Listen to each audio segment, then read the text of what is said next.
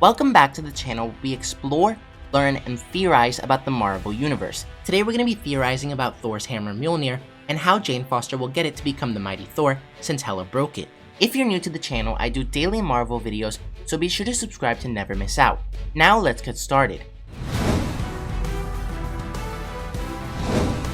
As you all know, after the events of Endgame, Captain America volunteers to travel back in time to return the Infinity Stones to their proper timeline in order to prevent the space-time continuum from rupturing. And among the things that he takes with him is another artifact which the Avengers stole from its original timeline, Mjolnir. And here's where things get a bit tricky, as Jane Foster needs to get her hands on the hammer to become the Mighty Thor. But thankfully, there's a theory that has an answer for how it can all work out.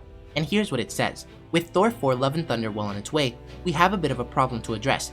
If Natalie Portman is going to get the power of Thor like in the comics, then she needs Thor's mighty hammer Mjolnir. But the problem is that Hela shattered the original Mjolnir, which led to Thor getting Stormbreaker. And when Cap returns Mjolnir to the original timeline, the hammer has to follow the same path to keep the events leading up to Ragnarok and Hela destroying it. But both Cap and Thor know that the hammer has to be returned or there is no Stormbreaker, no Wakanda rescue, and no epic fight scene where they defeat Thanos and his army for good. So the hammer must go back and get destroyed. But then how can Jane Foster get her hands on Mjolnir, a hammer that's integral to the story moving forward if they use the Cancer storyline from the comics? Well, I think the answer is simple. Captain America switched the hammer out with a fake. He goes back to the events of Thor Ragnarok and makes a quick switch. Perhaps at Doctor Strange's mansion he secretly gives Thor the replica, and that's the hammer Hela shatters. In reality though, Cap has kept the real hammer for decades, until the events of Love and Thunder. Therefore, Cap preserves the timeline while still keeping the hammer. So I believe this movie will start with old Cap giving the hammer to Thor or Jane Foster. Imagine a scene with old Captain America saying, "I think this belongs to you," as he hands the real Mjolnir back. There's inherently going to be plot holes in this theory, like how come the hammer doesn't come to him when he calls, or how can Cap get his hands on a believable replica? But the fact remains that Jane Foster will need Mjolnir to start her transformation, and I don't know if it's possible to find the pieces and reforge Mjolnir, and if so, will it remove Odin's blessing?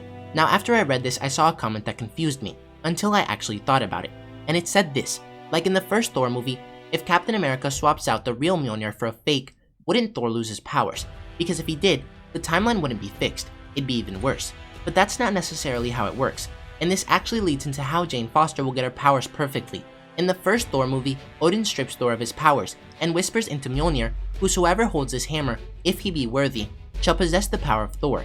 And this was meant to be a lesson to Thor, which when he learned it, he would regain his powers. But in Thor Ragnarok, when Hela destroyed his hammer, he felt powerless without it. But Odin tells him, "You're the god of thunder, not the god of hammers." So Thor is the god of thunder, and Mjolnir was his way of controlling or channeling that power.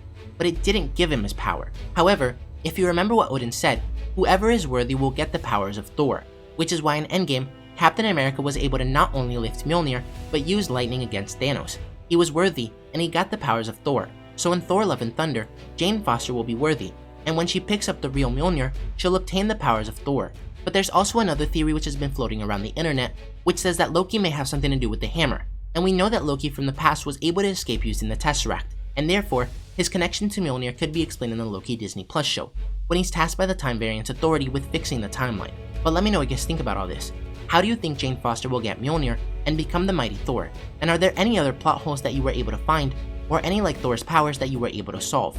If you enjoyed the video, don't forget to like, comment, subscribe, and turn on post notifications so you'll never miss another video.